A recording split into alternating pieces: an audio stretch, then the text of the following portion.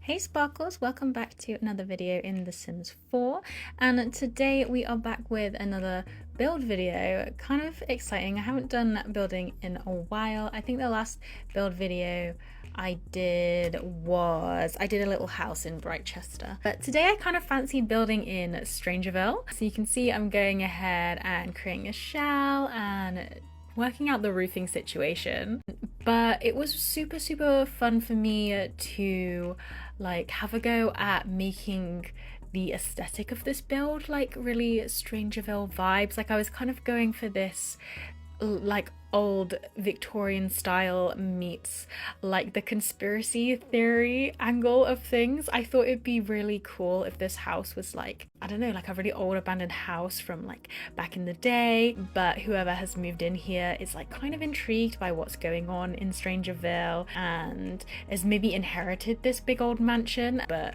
doesn't really know anything about the town and the strange mysteries that have been going on in the sort of gameplay side of things with this pack. So I was having a bunch of fun ideas as I was making this. So if you do download this build and use it, please have so much fun. Please have as much fun as I did thinking about all the different ways that you could use this build in your own gameplay. I think it would be really fun to use, and it makes me actually feel like maybe I should do like a gameplay story set in Strangerville, because I don't think I've ever done like a proper playthrough with like I was about to like spoil the whole story then but I don't think I've ever done a proper like gameplay video. Basically I like know what happens in the story, but I don't think I've ever properly played out all the different scenarios and things. So let me know if you'd be interested in like a gameplay of Strangerville on my channel.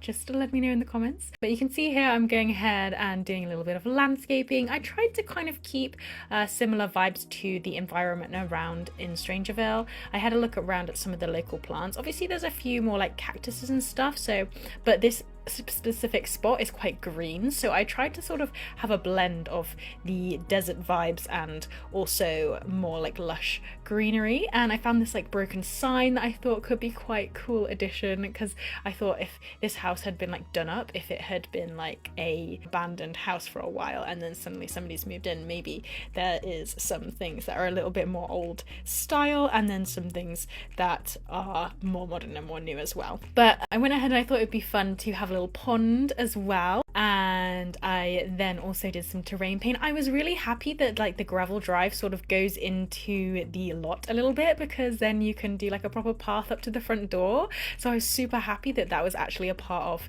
the game. And then you can see here I'm starting to work on the floor plan, and I had a little bit of thoughts about the stairs. I didn't really know where exactly to put them to begin with, but then I decided, oh, I could put a bathroom behind them and then I wouldn't like block off any windows. So I went for this sort of big entryway where there was some like comfy places to sit and things, and then it leads back into the kitchen at the back here, like a long kitchen and a dining room area, and then we have a little study at the back corner and a bathroom as well. So that is the ground floor, and I really liked this wallpaper that is, I think it's like a base game wallpaper that's like the wooden walls style. That was what I was sort of imagining for this house, like this sort of having this old style. I sort of keeping in mind with the Strangerville vibes. You can see I'm doing the upstairs floor plan. I think I ended up with 2 bedrooms, a bathroom and a little gym in the upstairs.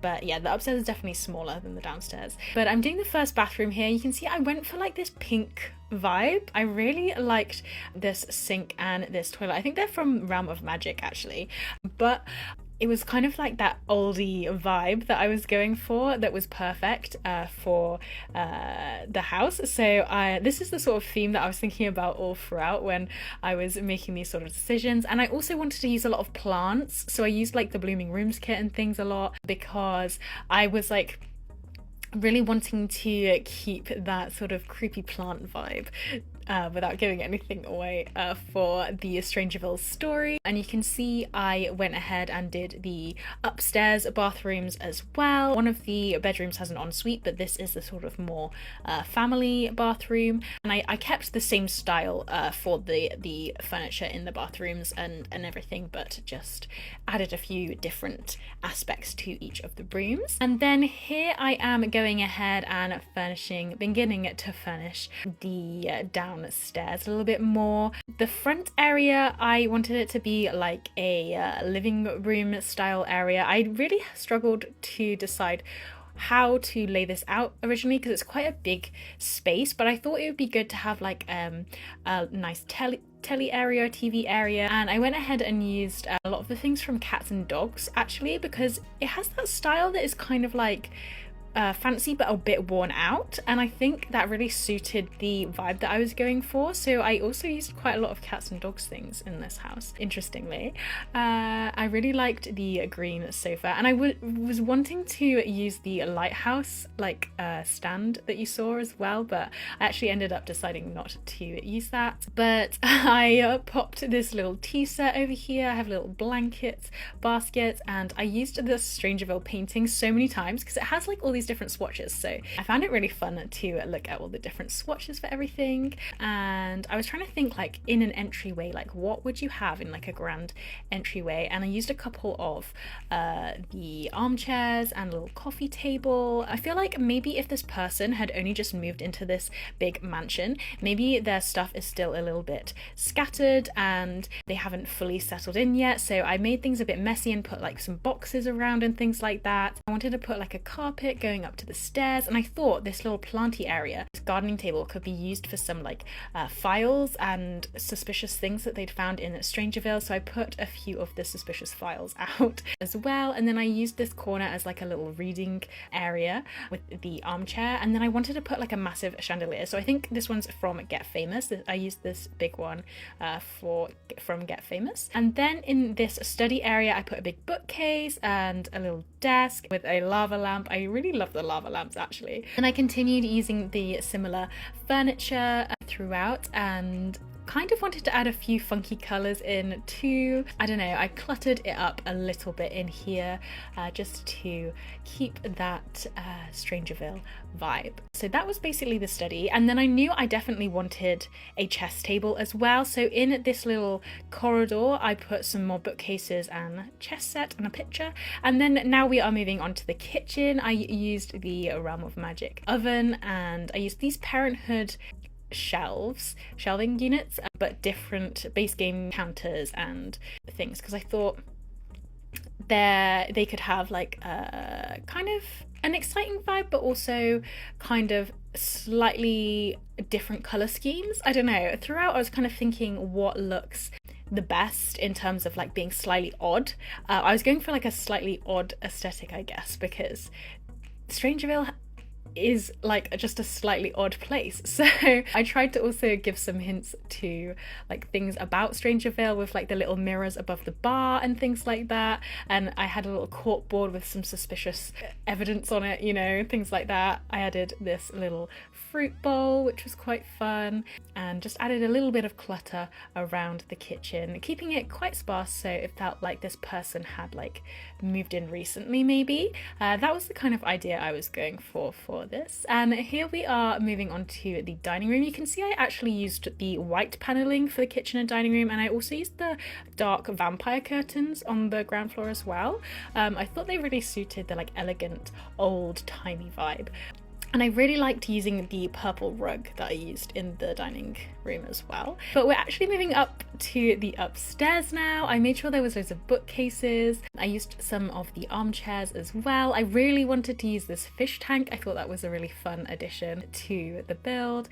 And then I also added a telescope on the back porch and a little chair too, because I thought they might want to like look out at the neighborhood using the telescope, and I added this listening station and a little easel in case anybody wanted to do any fun activities whilst they were living here. And then I also went ahead and did this little gym. I thought it'd be cool if we could use that sort of army training machine in this room, so I went ahead and added that. And then there was 2 bedrooms. This one I'm working on now is the smaller of the 2 bedrooms. I thought this could be like a guest room or it could be for anyone who wants to stay here, really. But I went for like a purple kind of vibe with the carpet from Realm of Magic, and I put up a few different posters and odd bits of furniture as well. I tried to keep the vibes very Strangerville in there.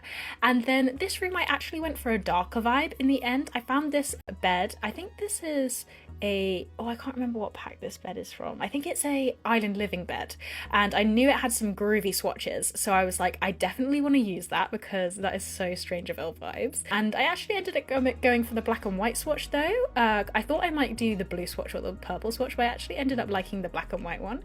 And then so I decorated the bedroom according to that sort of black and white theme with a few odd bits and bobs around as well. But that is basically it for the build. So there's 2 bedrooms and then 3 bathrooms. We've got one downstairs and then ensuite and a family bathroom upstairs. And then in terms of the lot traits, I went ahead and gave it the science layer. I thought that would be very helpful for the secluded vibe, and then I thought, perfect, let's make it a private dwelling as well. And then finally the last one I went for was a sunny aspect, because I thought it's always kind of sunny in Strangerville, but in the funniest odd way, I don't know.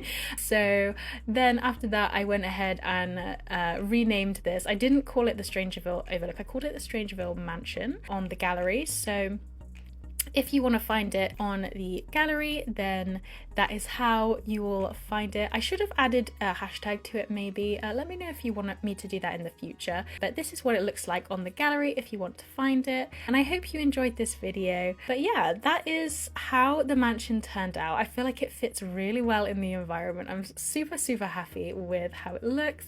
And I guess I'll see you guys again soon. Let me know if you love this video and this build. And yeah, I'll see you in another video. Bye bye.